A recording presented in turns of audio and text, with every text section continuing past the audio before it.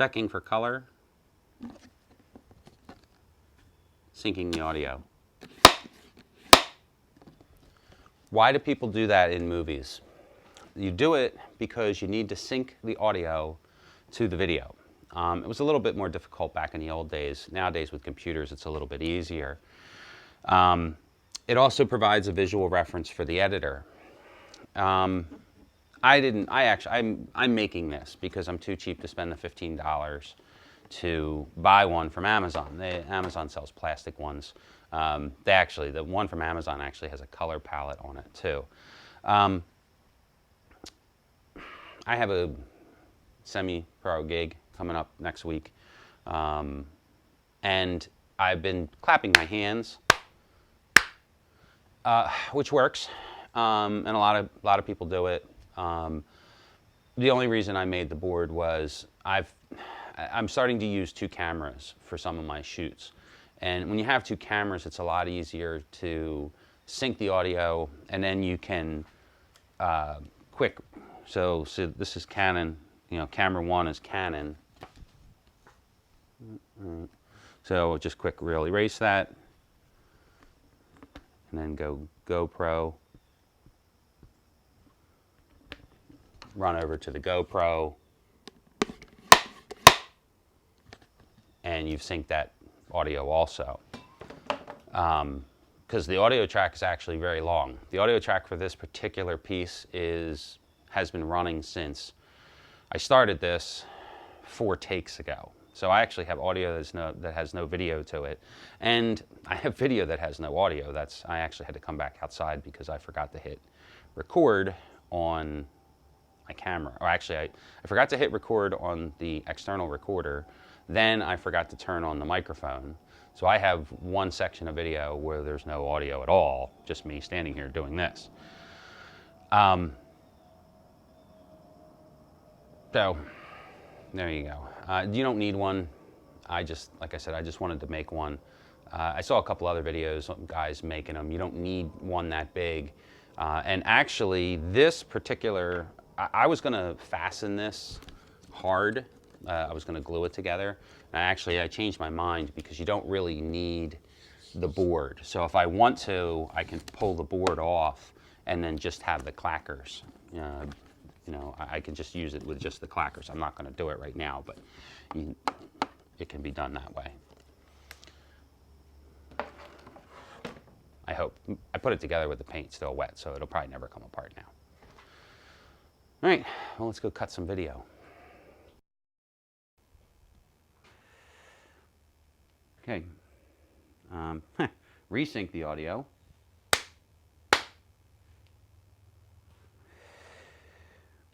If you've ever watched anything on videos, and this is just like an add-on, you'll see the a production assistant or an audio assistant will run up and they'll with a clapper board. And what they're doing is they're collecting data and they're syncing the audio. Now, I use 2, sometimes 3 separate audio recording devices when I shoot my videos. I do that for a couple reasons. One is I have a lavalier microphone that records to this digital recording device. I was trying to use this with the camera that I'm using right now, but the problem is this picks up noise from the camera if I'm charging the camera. So I don't always run the camera on battery. Oftentimes I'll run the camera with plugged in, so I can get more video time. So what this allows me to do is to record to a completely separate audio track, and I can sync these up back and forth, and I can analyze them. And if I have a lot of noise going on in the room, the lavalier might not pick it up. I can adjust it a little bit better. My GoPro camera, I'll put this back over here for a second, in a safe spot. My GoPro camera has a completely horrible microphone, and it's actually charging right now because it also kills its battery ridiculously fast. I'm a little disappointed with the GoPro. It has its place, but not necessarily for what I'm doing. I actually also have some other cameras that I'm going to start breaking into. I have some Fuji X Pro 1s that will record video, but they don't record audio very well. So recording to a third audio track is kind of important. But I digress. So what am I doing today? Today, I'm going to build a clapboard. You can buy them from B&H sells them, Amazon sells them, and they range anywhere in price from literally like $17.99 all the way up to thousands of dollars. Now, why the thousands of dollar ones? Because they have digital clocks in them. I might put a clock in this one, but I don't think I'm going to. I don't need it. I'm not, making movies. I'm shooting crappy YouTube videos that nobody ever watches. So I went to Staples and I bought a dry erase board, and I went over to my scrap wood pile and I grabbed these 2 pieces of oak. So the idea is that they'll clack. And it's a very consistent sound that you know for sure is your audio sync. So I actually kind of jumped ahead a little bit on this because I was shooting another video and I was killing some time. I set my fence up and I ripped a channel in this piece of oak.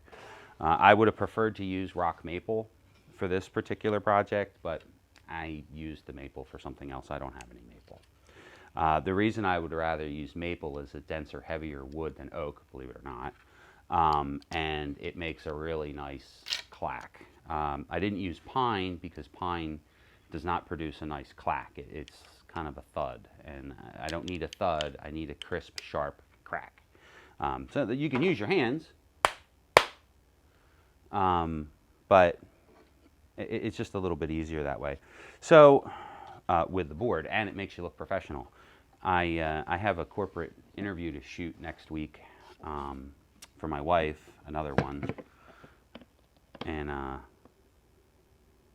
want to look professional when I show up. I actually have a bunch more video lights that I also purchased for that project. So what I'm trying to do here is, like I said, I milled a little channel in the in this piece here, and I got to get it to fit around here. Not quite fit yet. So I'm going to run it through the table saw again. I didn't set up a dado stack for this because I don't really need it.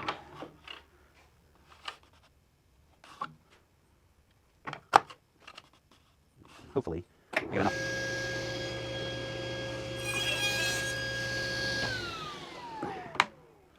Well, it's still got that little booger in the middle. I gotta get out of there.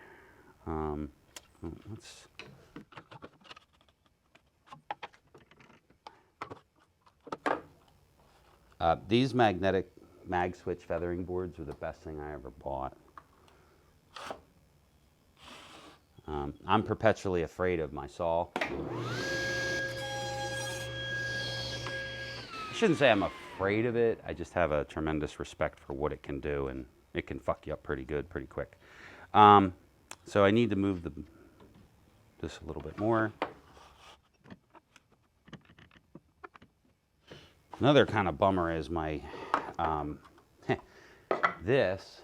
I don't know if you can see it. The top of my table saw is actually damaged from a flood that I had. So resurfacing my table saw is on my short list. I might actually buy a granite block to resurface it. The other thing that's becoming exceedingly aggravating is this fence.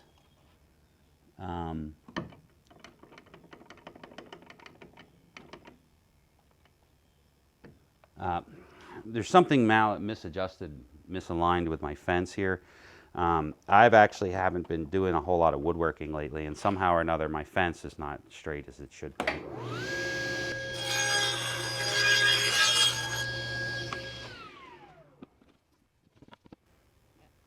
So close yet so far. I'm going to have to take a little bit more off. So, run it through that way. I'm going to flip it around. Oh, I'm going to run it through that way.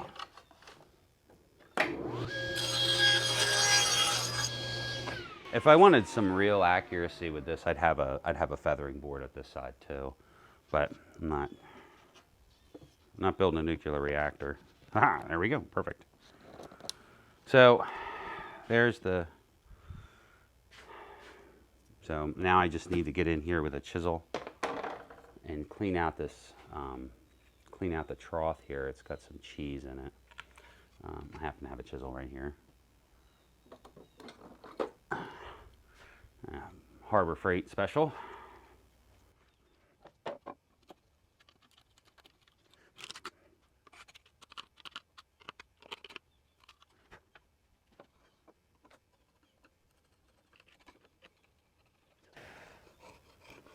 I plan on gluing this together, so I want the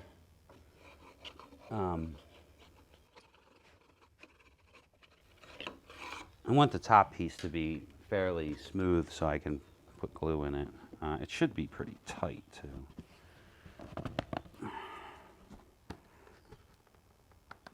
Oh, actually, it's going to get a screw probably.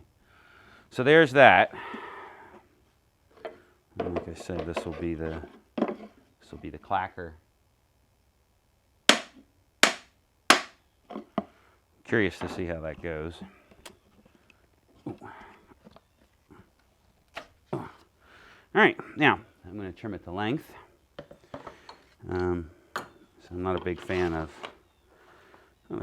measuring things. So.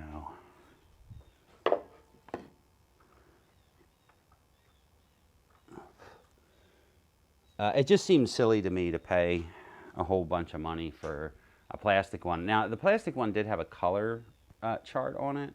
I don't know how accurate that color chart is, but that would have been the only reason I would have not, only reason I would have bought one. And I get to shoot a video of me making it, so I guess it kind of works out, right? I bought some new camera mounts too.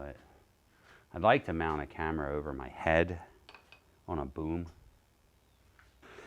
All right, I got my square out here. Actually, we're gonna do it this way. Kind of blade down, because as normal, the only place I have to work in my shop is on my fucking table saw, because I'm a slob. Everything's all lined up. Square on here.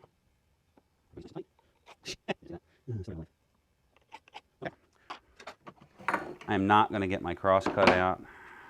I don't need to. Okay, so this is kind of down and dirty and ugly.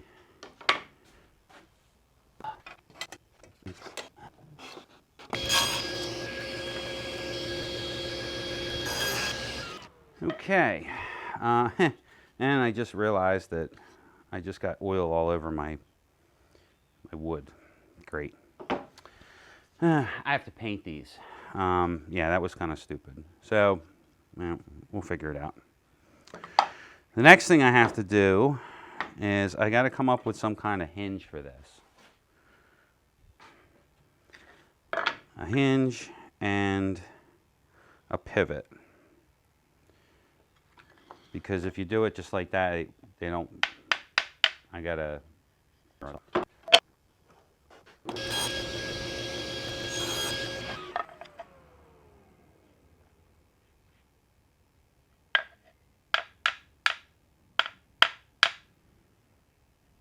I kind of like it. Let's, I'm going to take a break for a minute, and then I'm going to build a hinge for this. And then I got to figure out how I'm going to do it first, and then I'll get back. So I was going to use my table saw to cut these. This is just 1/8" aluminum. I chose not to use my table saw. And I have a saw stop table saw, and I know you can shut the saw stop off, but I was a little, I'm always a little twitchy cutting aluminum on my table saw. So I rigged this up for my bandsaw, which cuts aluminum relatively well. And I've already ruined this blade cutting aluminum, so why not just keep going on?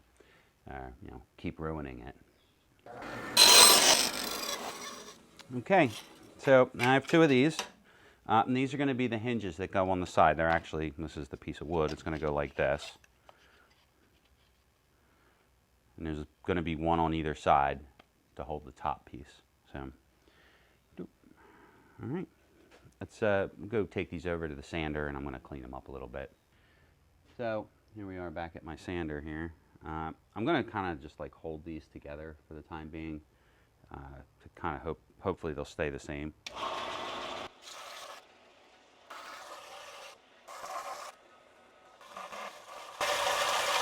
Wow, it got hot real fast. All right, so I'm just going to deburr this real quick. That's what I get for using the bandsaw and not the table saw. I'm perpetually crooked on some things. Yeah, I might leave that. It's not square by about 1/8 of an inch. It's the downside of using the bandsaw to cut things. No matter how much I try to jig that thing to make it cut straight, I can never cut straight on it. And then it's going to go like that. And then I got to drill 2 holes in here and then 1 hole in there. And it should act as a hinge. I figured out my hinges. The way it's going to work is I went online and I looked at a couple different things. So basically this is going to be the hinge like that. I did a little, just nothing fancy. I was going to engine turn the whole thing, but instead I just wiggled the sander on it. I don't feel like engine turning it. So the next step is I got to paint them because they want to be white and black. You do that so you know exactly at what point they've intersected. So I've got this duplicolor primer filler. So I hope this doesn't clog up. It's been sitting around for a little while. Now I'm just going to use this cheap lacquer primer first. It's primer surfacer. It's not going to fill in this oak, which is kind of a bummer, but it's what I got. I'm going to put a lot of it on there. Push comes to shove, I have some I got some body filler I can put on it, which is probably what I'm going to end up using. But I want to put something on the wood first before I go and do that. Oops, oh well. And yeah, I'm really hosing this shit on because I'm done for the day, really. This is the end of the project for the day. So that's it. I put too much primer on, but like I said, I'm going to let that sit overnight. Well, here we are a couple days later, and I knew better than to do this, but I did it anyway. It's the story of my life. I used oak for the actual clapboards, okay? So it'll be like this. This is the clapboards themselves. Now, I used oak for these, and the problem with using oak for a lot of things, especially something that needs to be smooth, is that oak has a really weird grain. It's not weird. It's just a lot of openness. There you go. You can see it right there. So I could just keep putting primer on it, but it's just not worth it for me to do that. It's just taking too long. It's just taking too long. Now you can get oak to be finished and smooth and what have you. It takes forever to get it right. This one's really bad. You can see it here. Okay. The red oak that I get from Home Depot. It's kind of crap. So what I'm going to do is I'm going to sand these. This is some wore out 80 grit sandpaper on my DA in preparation to apply auto body filler to smooth it out. I should have probably used MDF for this, but it is what it is. It actually worked pretty good. I gotta put a piece of cardboard on here. I love using this to work on, but it damages. You can't see it on camera, I know it. It damages the material that you're working on. So much overspray and crap on this thing.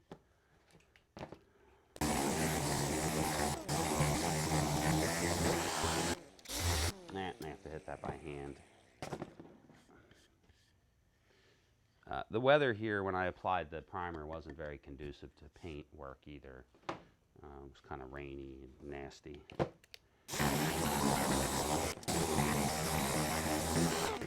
Actually, now that I've sanded it, I might be able to get away with that. That side's a little bad.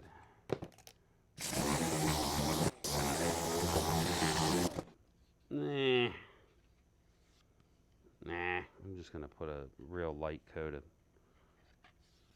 I'm gonna put a light coat of filler on there. It's funny. This is lacquer primer. What lacquer primer does, always, is it balls up, especially if it's thick. It balls up. It'll show up here, and you get these blobs. The sanding dust blobs up on you. It makes things a little difficult. So, let's use this one. Oh, it shows up real good on here. I've discussed this issue in some of my other painting videos. And it's caused by me. It's my fault. I'm not blaming the primer. Let's go get another piece. All right, so I got the good old taco here. This is just 80. Just probably a little rougher than it should be for what I'm doing, but I know what's going on here. This is all my fault. So yeah, I'm just gonna. It's very difficult. This camera doesn't really show what's going on. It kind of stinks, but it's just the way of the world. All right.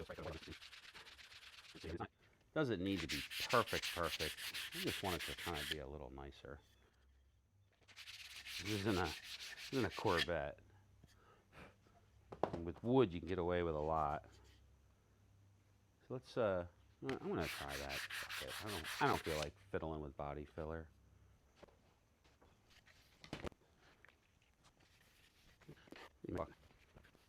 I'm actually kind of growing a little bored of this project.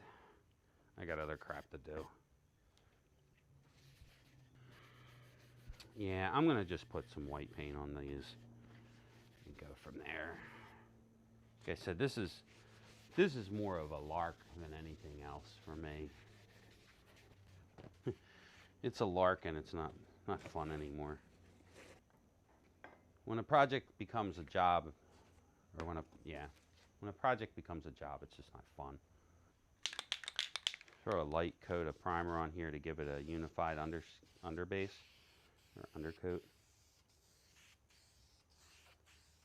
It's not a joke. The truth of the matter is, you need to put multiple light coats of whatever it is on, and then sand it in between coats, or else you're beating your head against the wall for most stuff. And this is a great example of it. I mean, you can do the filling with primer.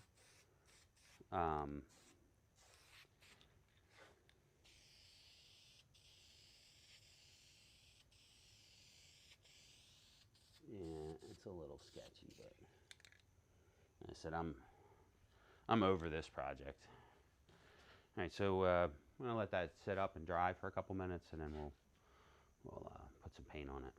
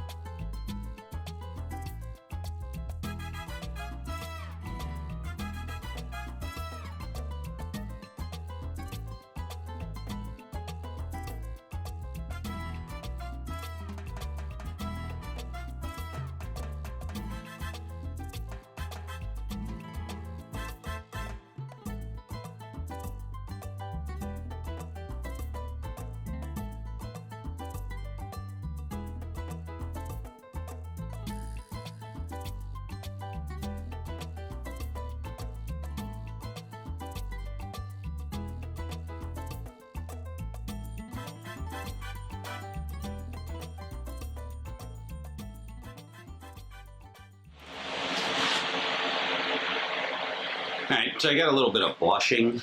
I don't know if it'll show up on camera. Right, there it is. Yeah, if it's going to show up. It's a little damp today, so now I'm just going to take the tape off here. Razor blade.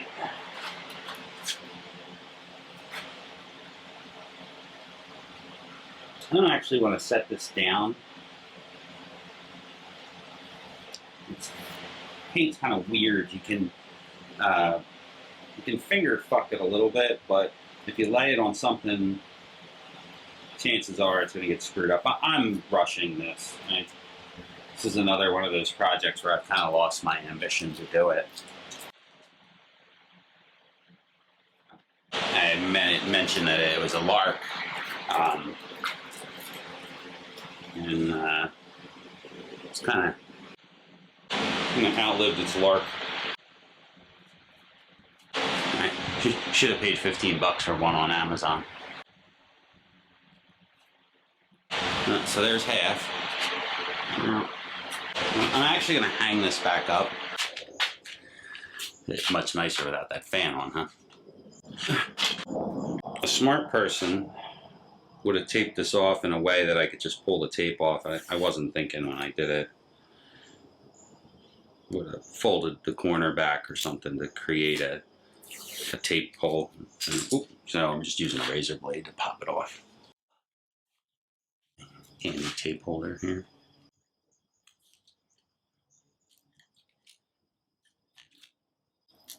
All right, well that's that. Now real quick like.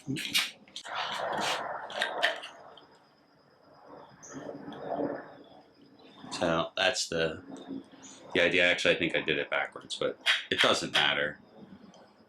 Right. So actually, the next thing I have to do is I'm going to spray it with a matting clear because I didn't have flat black. So if you kind of see the reflection, that's a little problematic. So this is just a satin finish. I'm just going to spray a real light dry coat on. Crazy light. Just to kind of knock the sheen off of it a little. Hopefully it'll work. Hopefully this stuff's not hard. One of these days I'll get my act together.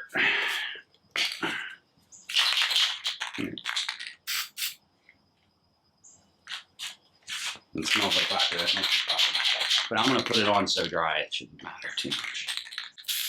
And my fear here is this is going to lift, which should basically put me back to square one. So we're going to let that sit for a couple minutes. Kind of, when you're doing something like this, it kind of goes against all painting that you've been taught. You know, this is just the opposite of what you would normally do with painting. So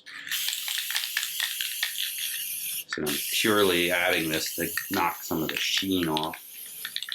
because I didn't have flat white and flat black, and I didn't feel like buying it. So I used gloss. All right, and we'll let that sit for a couple more minutes. I don't know if this is going to make a whole lot of difference, and I'm not really, I don't care one way or the other, but I'm going to paint the back side of this thing gray. I thought I had a gray card, like a traditional, is it a R27 or R87 gray card. I can't find it. I know I have them, but I just don't know where the hell they are right now. So we're going to use this